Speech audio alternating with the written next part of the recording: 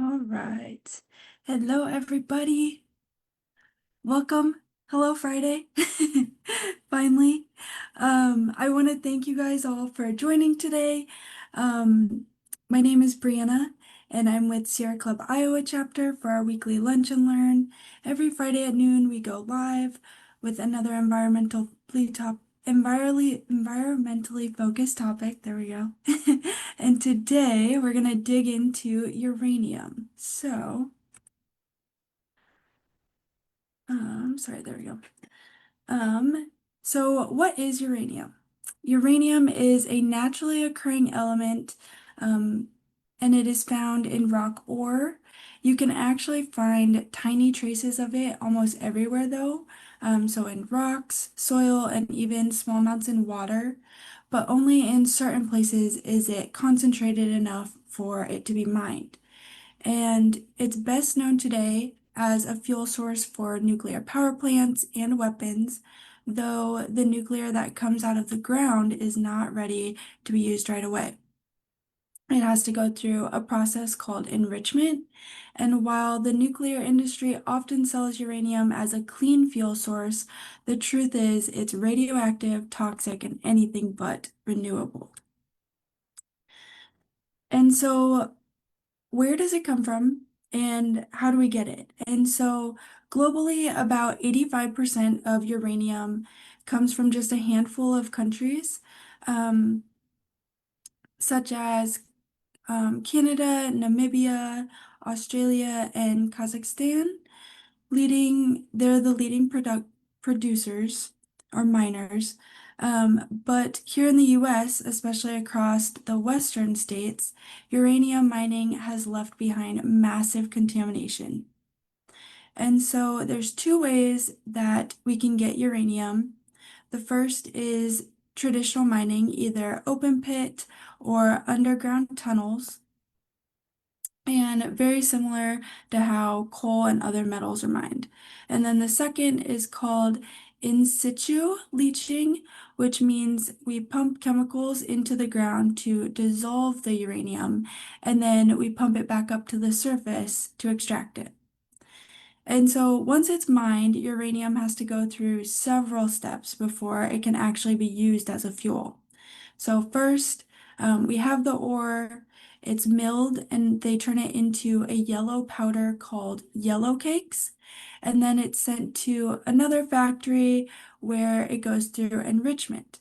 And during this process, the uranium is turned into a gas, and it's usually in the amount such as uranium-235, which um, is the type that is used for nuclear power reactors.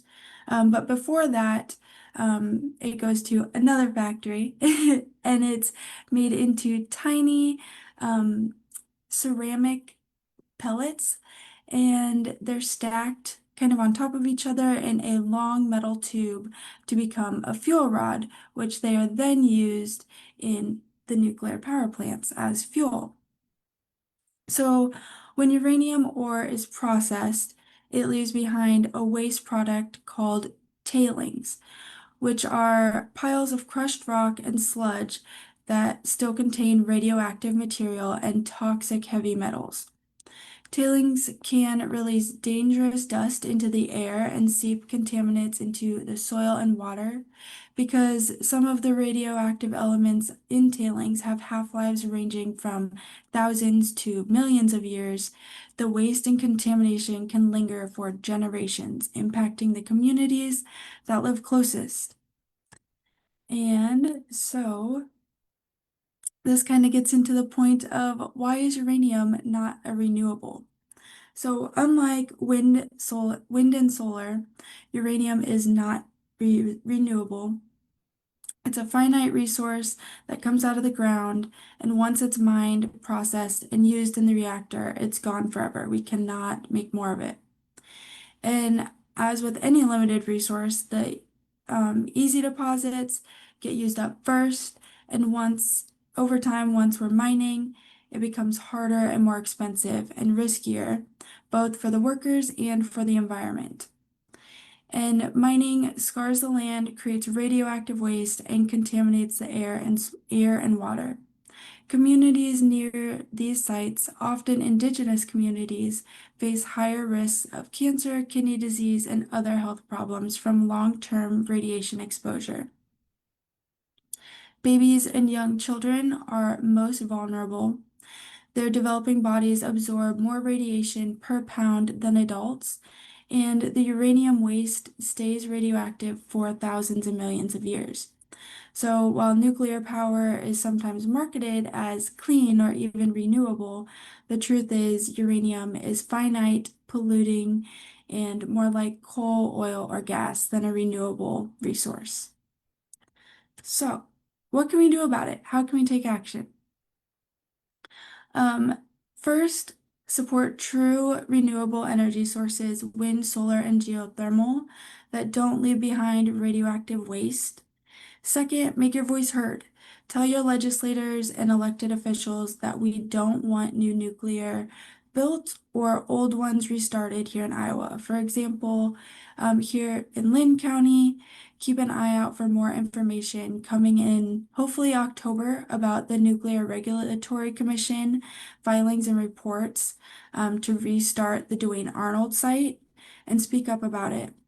Don't let legislators or the industry marketing convince you that nuclear is the only answer to our energy needs. True renewable energy can power our future without a toxic legacy. And lastly, um, keep learning and sharing from trusted sources. The more people understand where uranium comes from and the impacts it leaves behind, the harder it is for the industry to market it as a clean and renewable source. And so, with that, oh, there we go. With that, I will let you guys get on with your Friday. Oops, there we go. But thank you so much, everybody, for coming out and listening to our Lunch and Learn today. We hope to see you next Friday. Have a great weekend.